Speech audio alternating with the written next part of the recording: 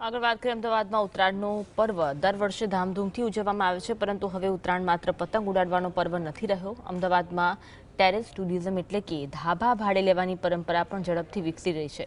ખાસ કરી શહેરના કોટ વિસ્તારમાં ધાબાએ આ દિવસોમાં ખૂબ જ ડિમાન્ડમાં છે. ઉત્તરાયણના પર્વને લઈને અમદાવાદના કોટ વિસ્તારના પોળો અને ધાબાઓ રંગબેરંગી સજાવટથી ઝળહળી ઉઠે છે. અહીં લોકો પરિવાર અને મિત્રમંડળી સાથે ઉત્તરાયણ ઉજવવા માટે ધાબા ભાડે લઈ રહ્યા છે. આ વર્ષે પણ ધાબા ભાડે લેવાનો ટ્રેન્ડ યથાવત રહ્યો છે. પ્રતિ વ્યક્તિ દીઠ અંદાજે ₹3500 જેટલું ભાડું ચૂકવવામાં આવી રહ્યું છે, જ્યારે ચા, નાસ્તા, લંચ અને ડિનર સહિત તમામ સુવિધાઓ સાથેનું પેકેજ ₹5000 સુધી પહોંચી રહ્યું છે. અહીંયા આ વખતે પબ્લિક બહુ વધારે ભાડા ધાબે લેવા માટે બહુ વધારે પબ્લિકના ફોન આવી રહ્યા છે અને લગભગ અહીંયા પર પર્સન ₹3500 વિધાઉટ ફૂડ ચાલે છે અત્યારે.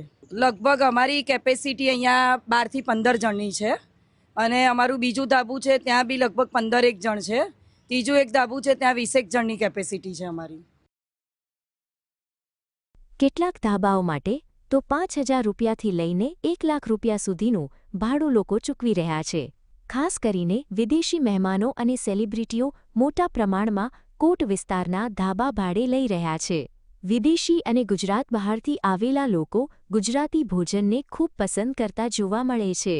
ઊંધિયું, જલેબી, ચિક્કી જેવા પરંપરાગત વ્યંજન તેમને આકર્ષે છે. આમાં ધાબા માટે એવું કંઈ નક્કી નથી હોતું, પણ ખાસ કરીને ધાબાની હાઇટ, ધાબાનું લોકેશન, ધાબાની આજુબાજુ ઊંચા નીચા મકાનો અને ધાબાની કન્ડિશન એના પ્રમાણે ધાબા ભાડે અપાતા હોય છે. ક્યાંક ₹15,000 હોય છે નાની સાઇઝનું ધાબુ હોય, ક્યાંક મોટી સાઇઝનું ધાબુ હોય તો ₹50,000, ₹60,000, ₹20,000, ₹40,000, જે રીતે લાખ રૂપિયા સુધીનું પણ ભાડું લેવાતું હોય છે.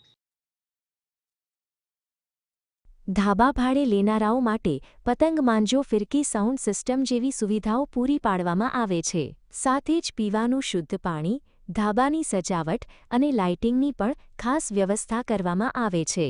ઉત્તરાયણ દરમિયાન પોળના મકાનોમાં આતશબાજીથી લઈને તુક્કલ જેવા પરંપરાગત કાર્યક્રમો પણ યોજાય છે, જે ઉત્સવના માહોલને વધુ રંગીન બનાવે છે.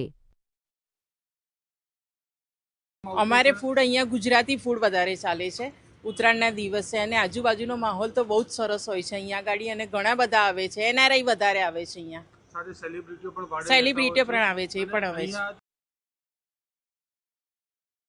આ રીતે અમદાવાદમાં ઉત્તરાયણ હવે માત્ર પર્વ નહીં, પરંતુ એક ખાસ અનુભવ બની ગયો છે, જ્યાં પરંપરા, સંસ્કૃતિ અને આધુનિક ટુરિઝમનું સુંદર સંયોજન જોવા મળે છે. ધવલ બારોટ, GSTV, અમદાવાદ.